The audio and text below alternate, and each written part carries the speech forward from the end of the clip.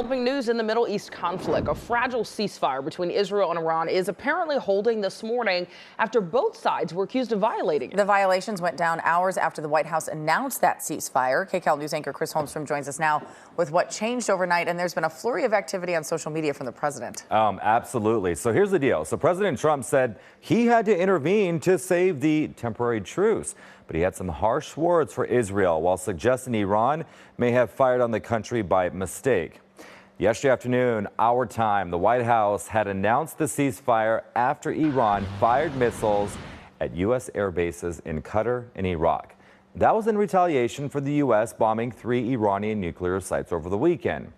After Israel approved the ceasefire, it ordered a new attack on Tehran after accusing the Islamic country of violating it.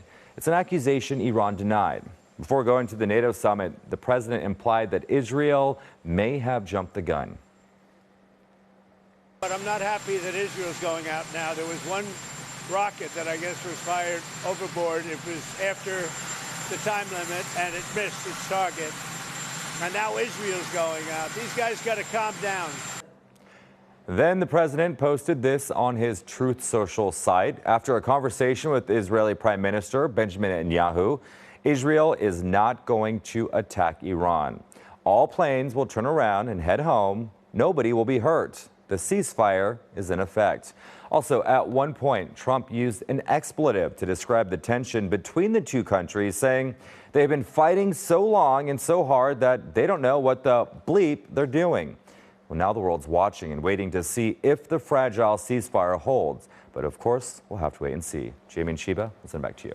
Yes, every moment. It's moment by moment. Chris, thank you. Joining us now is Dr. Eric Laub, an associate professor of politics and international relations at Florida International University. Thank you so much for being with us again this morning. Thanks for having me.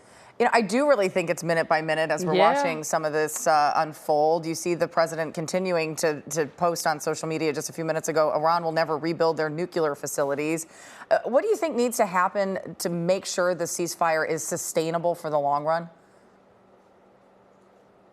Well, it's certainly very challenging because Israel and Iran have been hostile adversaries for decades now, and tensions were really ratcheted up since 2023 with the Gaza war, and even more recently, as we've seen. And so there's going to be challenges in terms, and there's cautious optimism whether there could be a sustainable ceasefire. But right now, when we're looking at things in the immediate terms, the first step was for President Trump to really assert himself. And we saw him, as there was an exchange through the night and into the morning, really step up on social media and even make direct phone calls to Prime Minister Netanyahu to pressure Israel to stand down as a first step to trying to keep this tenuous and fragile ceasefire in place right now in the short term. Is there any sense of whether or not they will be honoring that ceasefire from here? And if it is broken again, do you see the president stepping up more attacks on them?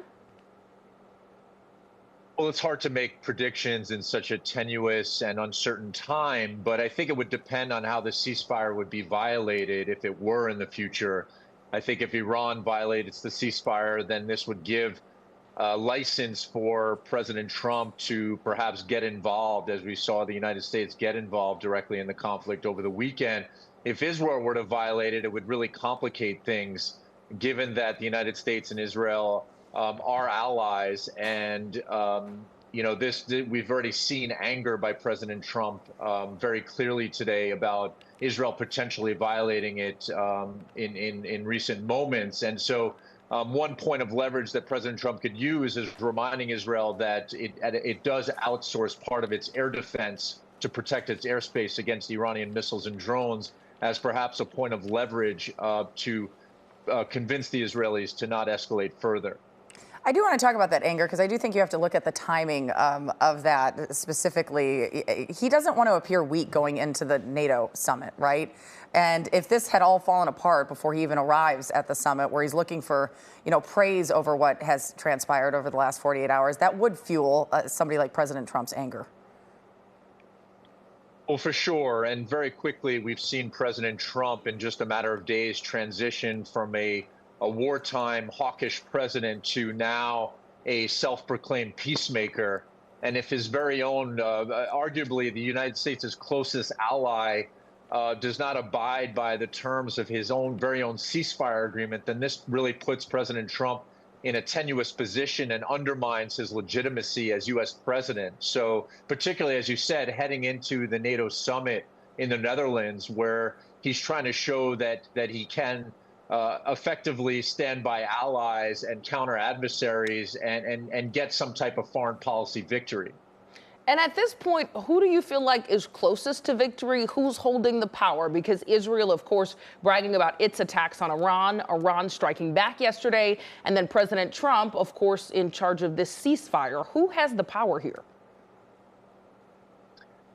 Well, certainly we've seen that these different sides command different powers, where Israel has superior air power and intelligence, though Iran has asymmetric power and showed that even with the hits that it took by Israel and the United States, it still had a missile and drone arsenal that it could strike not only at Israel, but also at the United States. And I think at a certain point in time, all sides agreed to this ceasefire and to de-escalate tensions because they saw the limits of their own military power, whether it was the United States seeing they couldn't completely take out the Iranian nuclear program, Israel seeing it couldn't fully protect its airspace, and Iran trying to stop the widespread strikes that Israel and then the United States was conducting on its territory.